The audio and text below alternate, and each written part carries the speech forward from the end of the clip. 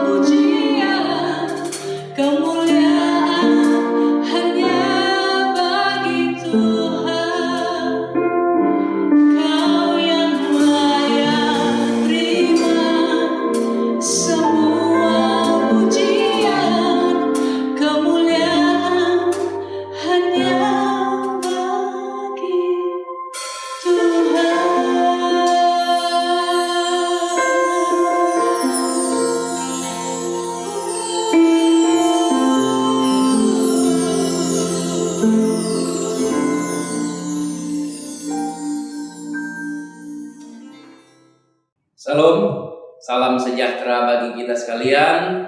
Kembali kita bertemu kembali di dalam mimbar khotbah gereja kita GPKD Victory.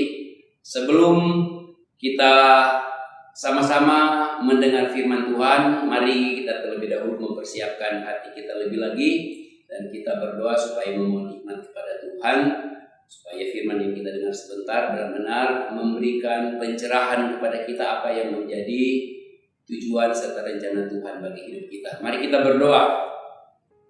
Bapa Surgawi, Allah yang Maha Kuasa, yang kami sembah di dalam Tuhan Yesus Kristus Juru Selamat kami. Kami bersyukur kalau kesempatan ini kami masih bersama-sama dengan umat-Mu di dalam mendengarkan dan memberitakan firman-Mu. Engkau Tuhan yang beracara, berikan kami hikmat di dalam roh-Mu, supaya roh kami bersatu dengan roh-Mu Tuhan, untuk kami terlibat di dalam acara-Mu, untuk kami mengerti akan kehendak serta rencana-Mu lewat pemberitaan dan pembelajaran kebenaran-kebenaran firman-Mu. Berfirmanlah bagi kami, nyatakanlah isi hati-Mu, di dalam nama Tuhan Yesus Kristus firman yang hidup kami berdoa. Amin.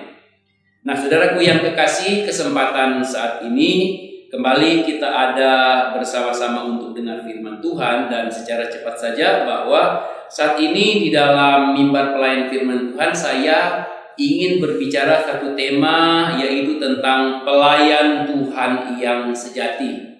Kalau beberapa minggu kemarin saya berbicara mengenai prinsip pelayanan kita kepada Tuhan, atau prinsip-prinsip dalam kita melayani Tuhan.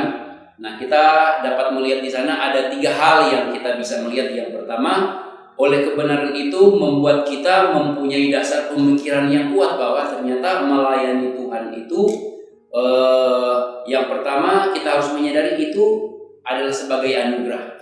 Nah, yang kedua, dalam pelayanan kita kepada Tuhan, nah melayani Tuhan itu tujuannya untuk kemuliaan nama Tuhan. Serta yang ketiga, saya masih ingat bahwa pelayanan atau kita melayani Tuhan itu kita memberi, bukan menerima. Walaupun nanti pada akhirnya dari janji Tuhan itu bahwa kita akan menerima upah.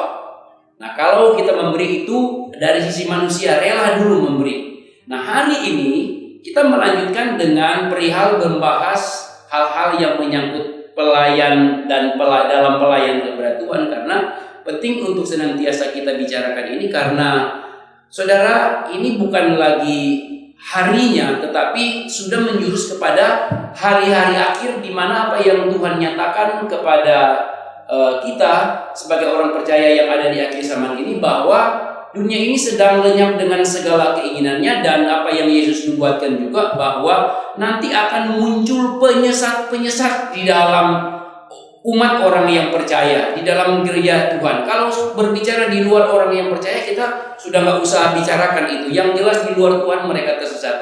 Yang berbahaya adalah orang yang ada di dalam Tuhan, sekalipun di dalam pelayanan, namun tidak menyadari bahwa dia sudah tersesat. Nah, sedikit kita akan membahas pada saat ini, dan saya berharap kita akan menerima banyak sesuai dengan porsi yang Tuhan mau berikan kepada kita.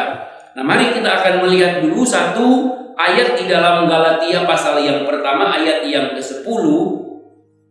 Kitab Galatia pertama ayat yang ke-10 kita akan membaca sebagai ayat acuan bagi kita sekalian, atau ayat dasar bagi kita sekalian, untuk melihat ada 3 hal yang dapat kita simpulkan dalam hidup kita sebagai orang yang percaya untuk menjadi pelayan Tuhan yang sejati. Apa yang tertulis dalam Galatia 1 ayat 10 dikatakan begini: jadi bagaimana sekarang, adakah ku cari kesukaan manusia atau kesukaan Allah? Adakah ku coba berkenan kepada manusia? Sekiranya aku masih mau mencoba berkenan kepada manusia, maka aku bukanlah hamba Kristus. Saya ingat 2 minggu kemarin saya berkhotbah, atau beberapa minggu kemarin saya berkhotbah, saya menekankan dengan satu statement bahwa kalau kita masih melayani di dalam pelayanan kepada Tuhan, kita masih mencari keuntungan untuk diri sendiri, maka berhentilah dari pelayanan. Sadar diri dulu, introspeksi dulu, pemulihan dulu, bertobat dulu, kemudian kembali melayani Tuhan. Karena yang ketiga tadi dari poin-poin melayani Tuhan, prinsip-prinsip melayani Tuhan, bahwa yang ketiga bahwa melayani itu memberi. Kita yang harus punya kesadaran kepada Tuhan bahwa melayani itu memberi kepada Tuhan. Itu arti seorang pelayan. Nah, apalagi kita hamba Tuhan yang sudah nggak punya harga diri, harga apa-apa lagi dalam hidup ini sebagai manusia. Kita sudah terjual di bawah kuasa dosa, dan Tuhan sudah membeli kita, harga sudah lunas dibayar. Kita milik Kristus ketika kita di dalam Dia. Kita tidak boleh hidup berdasarkan kemauan kita. Nah, diteruskan saat ini Saya mengambil tema tentang pelayan Tuhan yang sejati supaya apa saudara yang kekasih, supaya kita mengingat akan apa yang sudah pernah diajarkan atau saya sampaikan minggu kemarin dalam pemberitaan kebenaran Tuhan. Nah, dari ayat 1 ini kita akan melihat 3 hal mengacu kepada satu tema pelayan Tuhan yang sejati itu seperti apa. Yang pertama, pelayan Tuhan yang sejati itu dimulai dari orang atau personal, pribadi. Pelayan itu sendiri dipanggil atau dipilih oleh Tuhan. Dimulai dari sini dulu. Kita ingat Yesus setelah dibaptis, karena setelah berpuasa, mempersiapkan diri, dipersiapkan oleh Allah setelah melewati masa ujian ketika dalam pelayanan, dia mulai memilih para murid, mencari murid. Saudara yang kekasih, saya mau katakan kepada kita, gereja sebenarnya tidak pernah kekurangan pelayan Tuhan. Kita mungkin tidak tahu ada di mana, tapi ingat baik-baik, Tuhan tahu di mana pelayan Tuhan itu ada. Itu sebabnya Tuhan mau kita harus ada andil di dalam rencana Tuhan melalui kerajaan Ia dirikan di muka bumi ini. Maka Dia ingin memanggil sebanyak mungkin orang datang kepada Dia. Dalam panggilan itu pun Dia ingin memilih orang-orang yang betul-betul mau mengikuti Dia dan mau melakukan apapun kehendak Dia. Ini Tuhan. Maka ingat, pelayan Tuhan yang sejati dimulai dari ini dulu. Kita tidak bicara proses secara rohani dimulai dilahirkan baru bagaimana, tidak. Tapi langsung bicara mengenai mekanisme. Orang mau menjadi pelayan itu dicari Tuhan, dipilih Tuhan dulu. Ketika orang itu ada step bagian kedua, kita akan lihat sebentar. Ini dulu dipilih. Yesus aja berjalan. Khusus pelayan Yesus yang terbesar di sekitar Danau Galilea, berjalan dia cari murid, semua ada di sekitar, kebanyakan sekitar Danau Galilea. Kenapa Yesus perlu mencari, saudara? Saya percaya begini, Yesus pun dengan Dia menghadirkan murid-muridnya sendiri, tanpa Dia berjeri lelah bisa. Tetapi saya mengambil satu inspirasi rohani yang Tuhan nyatakan kepada saya seperti bahwa Yesus ketika Dia cari murid, Dia pilih murid, itu Dia sedang mengajar kita bahwa menjadi pelayan Tuhan yang sejati itu kita sendiri yang harus jalan bersama dengan Tuhan. Apakah Dia sebagai Allah yang Maha Kuasa tidak dapat menyelamatkan dunia ini tanpa murid-muridnya? Bisa. Tetapi inilah yang namanya anugerah. Kita harus mengerti anugerah Tuhan. Dia kasih kita andil, kasih kita kesempatan untuk bisa bekerja di dalam kerajaannya. Ini yang kita perlu mengerti. Banyak orang pikir, gampang melayani Tuhan, gampang. Saya mau katakan melayani Tuhan tidak gampang, justru sulit sekali. Dapatkan paling sulit dari semua kesulitan yang ada di dunia ini. Apa sulitnya membalas orang jahat dengan jahat? Apa sulitnya menghukum orang jika dia berbuat jahat? Tetapi kalau firman Tuhan katakan, dalam kita menjadi pelayan mengikuti karakter Tuhan, orang sudah salah pun kita harus maafkan. Itu sulitnya. Orang tampar pipi kiri, kita lagi kasih pipi kanan. Ini namanya konyol. Nah, jadi kembali menjadi pelayan Tuhan dimulai dari yang pertama, kita dipilih Tuhan. Yakin gak kita sudah dipilih Tuhan? Ini pertanyaan jemaat GPKD Victoria yang masih setia, yang masih ada saat ini, yang masih mendengar firman ini. Mari kita lihat 1 Petrus 2 ayat yang ke-9. Dalam kitab Petrus yang pertama, pasal yang kedua, ayat yang ke-9, di sini dikatakan begini. Saya baca bagi kita sekalian.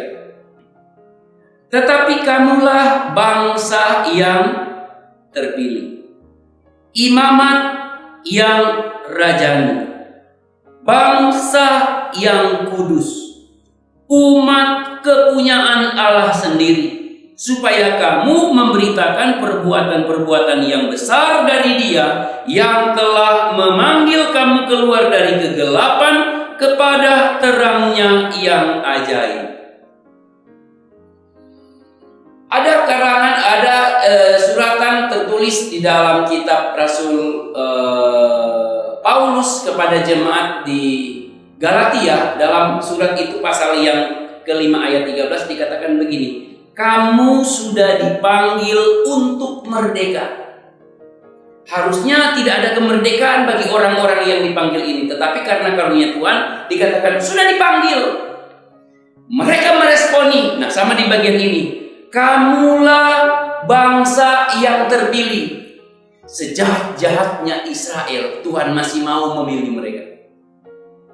Sejahat-jahatnya orang berdosa saat ini, kalau dia mampu, dia bisa mengenal Tuhan. Saya mau katakan begini, jangan sombong seperti khotbah saya beberapa minggu kemarin itu. Jangan sombong, itu cuma anugerah. Jangan tergoda dengan kemuliaan-kemuliaan dunia ketika kita dipanggil oleh Tuhan. Makanya di Galatia pasal 5 ayat 13 katakan, tetapi janganlah kamu mempergunakan kemerdekaan itu sebagai kesempatan untuk hidup di dalam dosa, melainkan layani seorang akan yang lain oleh kasih. Ada tanggung jawab, saudara. Anugerah kita diselamatkan, tapi tanggung jawabnya adalah kita harus melayani sesama kita di dalam kasih. Nah, ini yang berat. Saya mau katakan begini, saudara. Selalu saya katakan, tapi ini bukan sekedar mengancam, bukan sekedar ya, tapi ini bukan ancaman, ini juga bukan suatu intimidasi, tetapi ini suatu motivasi. Karena banyak orang melayani Tuhan itu dengan masih boleh dikatakan belum terlalu paham akan rencana Tuhan, menjadi lemah karena hal-hal yang ia alami. Saudara, yang saya mau katakan adalah kita ketika kita diselamatkan itu gampang sekali. Untuk kita bisa menyelamatkan jiwa sebenarnya gampang. Tuhan, jiwa-jiwa itu Tuhan sudah siapkan. Melahirkan jiwa-jiwa sama seperti melahirkan seorang manusia ke dunia ini gampang. Yang lebih berat adalah ketika kita merawat akan kehidupan dari kelahiran baru atau kelahiran jasmani yang sudah ada. Makanya muncul dalam kitab satu ungkapan di dalam kitab Perjanjian Lama, adalah lebih baik aku tidak dilahirkan di muka bumi ini daripada aku melihat dunia ini. Kenapa? Karena dengan dia melihat semua masalah-masalah di dalam hidupnya di dunia ini, dia mengeluh sehingga berkata, hari matiku lebih baik daripada hari lahir. Nah, jadi menjadi pelayan Tuhan yang sejati, ingat baik-baik, kita dipanggil dan dipilih Tuhan. Makanya Yesus jalan, dia panggil. Walaupun dalam sejarah kita tahu dalam panggilan itu ada satu orang yang akhirnya memilih, ya. Ingat baik-baik. Orang itu memilih jalannya sendiri. Tuhan tidak menghendaki salah satu muridnya itu binasa, tidak. Tapi muridnya itu binasa, saudara, karena banyak paham yang beredar di sana. Yudas memang sudah ditentukan bahwa dia akan tidak selamat atau dia mengkhianati Yesus. Saya mau katakan tidak demikian. Kenapa? Karena Yudas bebas memilih apakah dia mau melakukan maunya iblis atau tidak.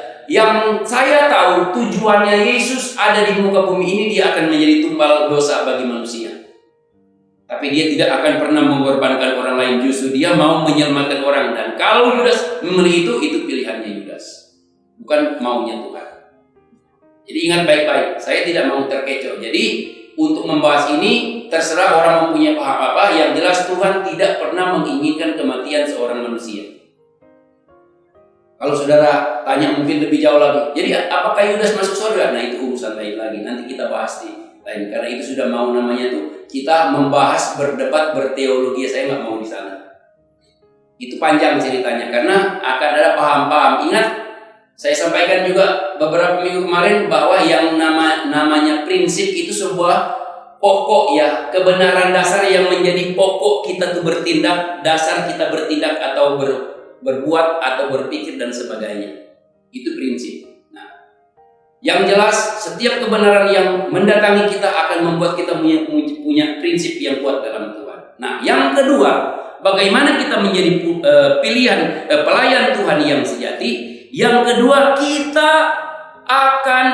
kita harus dipulihkan oleh Tuhan. Dan kata dipulihkan di sini itu pulihkan secara keseluruhan atau dipulihkan seutuhnya. Apa itu dipulihkan seutuhnya? Ingat, saya sering ajarkan jemaat Victory khususnya, manusia punya 3 unsur dasar sesuai yang dikatakan Ibrani 4:12, 1 Tesalonika pasal yang kelima ayat 23-24, 20 mulai 22 sampai 24, itu bicara tentang manusia itu punya yang namanya fungsi roh, jiwa, dan tubuh. Kalau sudah berbicara pemulihan seutuhnya, ini bicara 3 fungsi ini. Tuhan memberikan kepada manusia roh kehidupan. Kemudian roh kebangkitan itu ada masuk dalam roh kehidupan yang sudah mati karena dosa. Jiwa yang melanglang buana yang tidak terkendali itu dapat dikendalikan oleh roh yang kuat kalau kita hidup dalam hukum roh. Sedangkan tubuh kita di sana, jasmani kita di sana, itu adalah wadah di mana roh dan jiwa kita ada di dalam. Nah, kalau berbicara fungsi-fungsi ini, tentunya saya membawa saudara di bagian lain nanti satu waktu. Ini dulu, dipulihkan kita harus seutuhnya. Makanya mari kita baca di dalam 1 Tesalonika dulu, pasal yang kelima, ayat yang ke-23, ayat yang sampai ayat 1 Tesalonika 5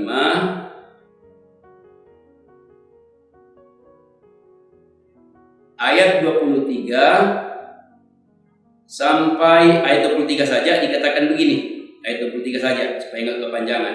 Semoga Allah damai sejahtera menguduskan kamu seluruhnya, dan semoga roh, jiwa, dan tubuhmu terpelihara sempurna dengan tak bercacat pada kedatangan Yesus. Ingat, waktu Yesus datang, kita harus kedapatan tak bercacat, baik dalam roh kita, yaitu bicara tentang hubungan kita dengan Tuhan secara langsung yang tidak terhambat lagi.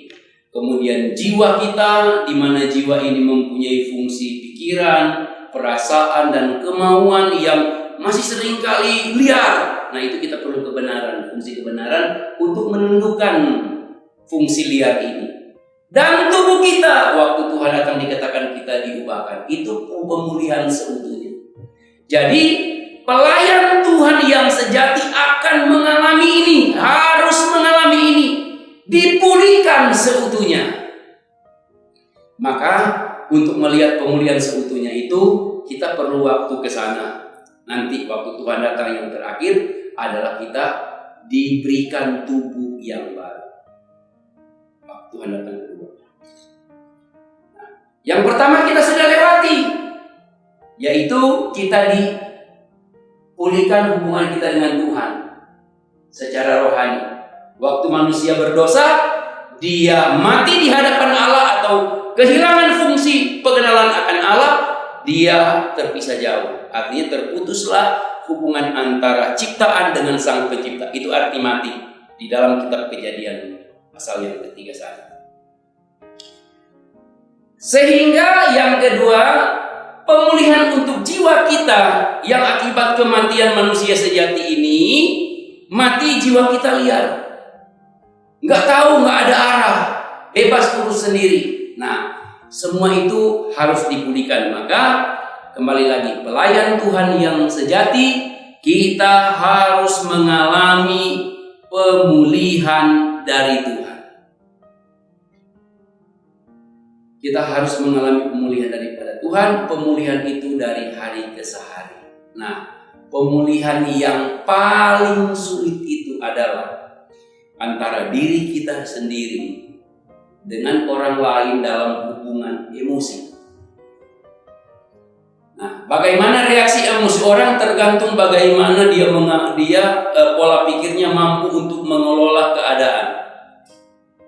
Makanya saya ingatkan baik-baik, kita perlu kebenaran untuk senantiasa kebenaran itu mempengaruhi pikiran kita supaya apapun yang mendatangi kita, kita mampu untuk menyikapinya sehingga emosi kita itu bukan tidak ada, bukan hilang, tapi mampu untuk dikuasai emosi yang tidak sesuai, kita mampu kendalikan dengan kebenaran. Emosi yang sesuai, perasaan yang sesuai, kita akan juga kendalikan dengan kebenaran. Karena nggak ada sekarang, khususnya di dalam kehidupan orang-orang dewasa ini, baik muda, tua, anak-anak, apalagi orang muda, kalau nggak mampu kendalikan emosi, berbahaya sekali. Nah, jadi emosi ini bisa nggak dikendalikan? Bisa. Dengan apa? Ya dengan firman Tuhan. Bagaimana kita kendalikan dengan firman Tuhan? Nah, kehidupan roh kita harus mau tunduk. Kan kita sudah dipulihkan. Nah, tetapi ingat baik-baik, pemulihan ini masih bisa dapat dicemarkan jika kita juga tidak menjaga sesuai dengan maunya Tuhan. Nah, untuk bagian ini kita akan bicarakan lagi lebih dalam lagi di kesempatan yang lain. Tentunya dalam pembahasan pendalaman Alkitab. Nah, yang ketiga yang terakhir sudah dikasih, pelayan Tuhan yang sejati itu harus siap untuk kita dipakai oleh Tuhan. Kita dipanggil, dipilih pas, baru kita dipulihkan. Nah, dipulihkan ini ada dua hal yang kita harus ingat di sana. Tadi saya lupa bahwa dalam pemulihan ini kita butuh dua. Yang pertama ajaran atau pengajaran, yang kedua kita butuh yang namanya tuh pendidikan. Ajaran untuk mengubah pola pikir kita, tapi didikan itu untuk membentuk karakter kita. Dunia pendidikan sekuler sekarang banyak menekankan dulu dalam segi kemajuan pola pikir. Gereja bahkan kalah. Bahkan sekarang dunia sains saja, dunia sekuler, pendidikan sekuler sudah mengarah kepada pembentukan mentalitas seseorang. Nah, sudah mulai mengarah ke hal-hal yang lebih spesifik, lebih dalam yang ada dalam diri manusia. Karena memang dunia ini bukan kurang orang pintar. Banyak orang pintar. Yang kurang saat ini adalah orang yang mau menjalankan dengan baik kepintaran yang ia miliki. Itu yang kurang. Coba yang buat kejahatan, yang rampok bank, bikin narkoba, obat biuk, bikin kejahatan. Baru-baru ini ada perempuan tamatan S2 bersatu dengan pacarnya membunuh kliennya di sebuah hotel. S2 loh saudara. S2. Apa orang bodoh? Pinter. Nah, bagaimana kita terhindar dari keadaan-keadaan seperti itu jika kita ada pada kondisi-kondisi seperti itu atau kondisi yang sama? Saya mau katakan cuma satu. Kita perlu kebenaran. Karena orang percaya itu akan dituntun oleh Roh Kudus sebanyak mungkin kebenaran yang ia tahu. Untuk pengetahuannya, maka Roh Kudus akan selalu mengingatkan. Saya hari-hari ini mendampingi beberapa saudara. Ketika dia mulai melenceng sedikit, saya mulai ingatkan firman Tuhan. Dan saya juga menjaga diri saya dengan kebenaran-kebenaran ini. Saya selalu ingat, Tuhan, Roh, ingat, itu tidak baik, tidak berkenan kepada Tuhan. Sehingga muncul akhirnya apa? Bercanda. Nah, karena saya melihat niat orang itu, lewat kebenaran ini saya mampu untuk ada kemampuan, bukan super ya, ada kemampuan untuk melihat isi hati orang itu. Saya bisa lihat dari apa yang dia ucapkan, apa yang dia lakukan. Karena tidak mungkin terjadi begitu saja. Semua dimulai proses ini, pikiran. Akhirnya karena dengan Tuhan itu kurang, keintiman dengan Tuhan kurang, rohnya lemah, pikiran di jalan. Ingat, sumber pertempuran kita ini otak. Ini medan pertempuran. Tetapi kemenangan selalu datang dari yang bagian dalam, lubuk hati yang paling dalam. Makanya saya mau ingatkan, mari hamba-hamba Tuhan, mari anak-anak Tuhan, khususnya kita pelayan-pelayan Tuhan yang dipercayakan Tuhan, kita harus mau dipakai Tuhan. Sehingga muncul Matius pasal 28 ayat 19 sampai ayat 20. Tuhan memakai mereka dengan mengutus. Tuhan bilang begini, Yesus katakan, kepadaku telah dipercayakan, telah diberikan kuasa di surga dan di bumi. Sebab itu pergilah kamu, jadikan semua bangsa murid. Baptislah mereka dalam namaku, ajarlah mereka. Nah, pengajaran lagi muncul di sana. Selama kita hidup, kita butuh pengajaran untuk memahami kriteria atau kepribadian seorang pelayan Tuhan yang sejati. Kita butuh pengajaran. Ada pengajaran untuk membentuk pola pikir kita. Dan pengajaran itu akan memberikan kita pengetahuan. Kemudian orang-orang sebagai mentor, kita sebagai menti akan berjalan beriringan bersama. Tuhan pernah mementi kita, Dia pernah mementor kita sebagai menti. Untuk apa? Supaya kita ini bisa sesuai dengan kehendak.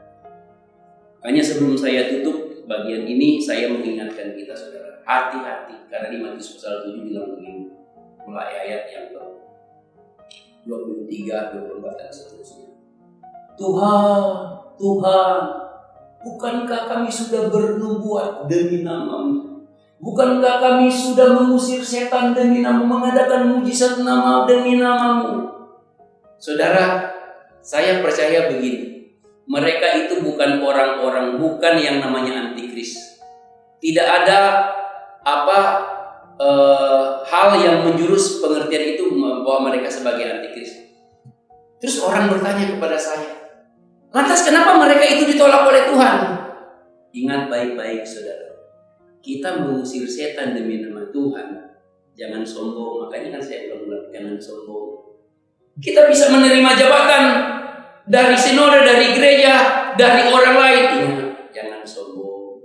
Jangan sombong saudara.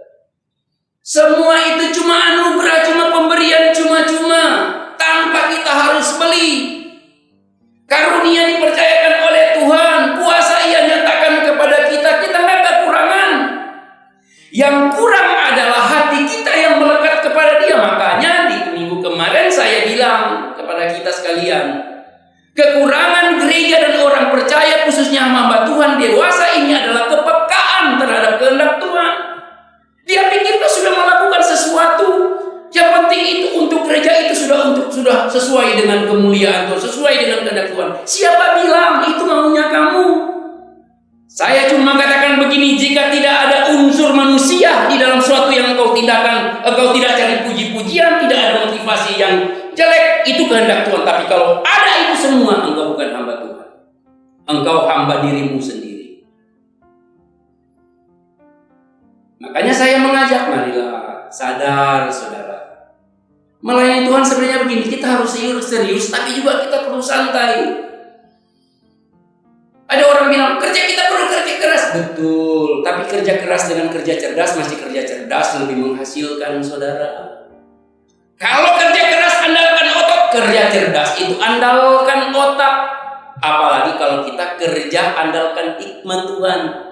Apa itu hikmat Tuhan? Hikmat Tuhan hasil dari sebuah anugerah ketika kita bergaul dengan Tuhan. Tuhan nyatakan itu kepada kita sehingga kita mampu untuk memutuskan segala sesuatu pada saat itu, pada saat yang kita butuh, sesuai dengan kehendak Tuhan. Jika kita memutuskan sesuatu tidak sesuai dengan kehendak Tuhan, saya mau katakan itu otak kita, bukan hikmat.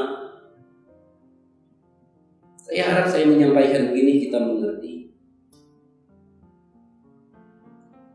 Jadi inilah tuh saudara yang kekasih, bagian yang dapat kita terima pada kesempatan kita belajar akan firman Tuhan, khususnya dalam satu tema, bagaimana kita menjadi pelayan Tuhan yang sejati. Ingat, dimulai Dia memanggil kita, karena karunia-Nya kita dipanggil, kita dipilih, tempatkan diri kita itu dalam pilihan itu, harus ada dalam pilihan. Karena mau gak mau, sama seperti kita memilih barang-barang yang harus kita punya, Tuhan pun begitu. Kalau satu waktu kita tidak sesuai, Dia akan sampingkan kita. Tunggu waktunya, baru kita. Ada kalanya orang-orang yang mau dipilih ini belum waktunya. Begitu proses, udah waktunya, dan Dia pilih. Karena jangan kecewa kalau kita terpilih belakang. Saudara, sama hamba Tuhan, kalau engkau nanti dipilih tahun 2025 sebentar, baru engkau jadi hamba Tuhan misalnya, itu yang mengembalakan banyak jemaat, saya mau katakan itu engkau juga gak terlambat. karena sudah itu waktu Tuhan. Tapi kalau engkau memaksakan diri belum pada waktunya, saya mau katakan itu manusiamu. Jangan-jangan engkau sedang yang namanya dirasuk oleh kuasa kegelapan. Kita harus sadar, mana visi, mana ambisi. Ambisi itu dari jiwa, emosi manusia, pikiran, berdasarkan pikiran dan harapan-harapan manusia. Tapi visi, ingat baik-baik, visi tidak pernah lahir dari logika manusia. Visi selalu lahir dari keintiman dengan Tuhan. Kalau kita bicara dunia pelayanan, ingat baik-baik, hamba Tuhan harus punya keintiman dengan Tuhan. Jangan banyak rapat dengan sinode, jangan banyak rapat dengan gereja, tapi banyak rapat di hadirat Tuhan. Buat apa banyak program tapi tidak dijalankan sesuai dengan kehendak Tuhan? Karena Tuhan tidak mau kalau kita ini ibarat buat pola sebuah baju. Kita ini gereja adalah bajunya Allah, contoh. Masa kita asal aja gunting. Kemudian Tuhan kata, kok gitu? Ya ini maunya saya. Nah ini hamba Tuhan yang orientasi bukan kepada kehendak Tuhan, tapi kepada dirinya sendiri. Makanya saya mau ingatkan kalau kita sebagai hamba Tuhan yang terakhir, paling terakhir ini saya mau ingatkan. Jadilah kita hamba Tuhan yang di hadapan Dia, kita selalu kedapatan kosong. Kalau kita sudah tahu kita kosong, kita nggak merasa kita berharga. Kita nggak merasa kita punya apa-apa. Kalau kita merasa kita kosong, kita selalu menerima proses daripada kita tidak pernah mengandalkan orang lain, mengandalkan jabatan, mengandalkan pangkat, mengandalkan kekayaan, mengandalkan kekuatan, mengandalkan segala hal-hal yang dia enggak. Kalau kita hamba Tuhan pun kosong, kita selalu berkata, Tuhan, aku hanya hamba-Mu yang tidak berguna.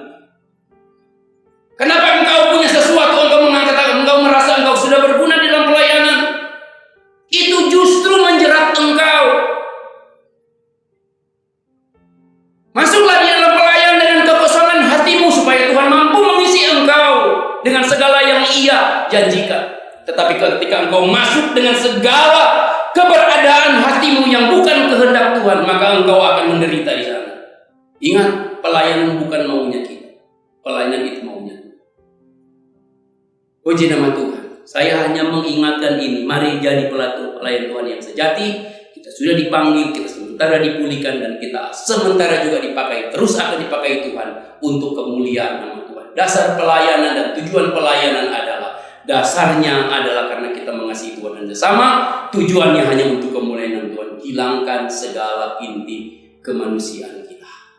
Mari kita berdoa. Terima kasih Tuhan, kami sudah dengar firman. Kami menyadari di hadapan Engkau tidak ada apa-apa.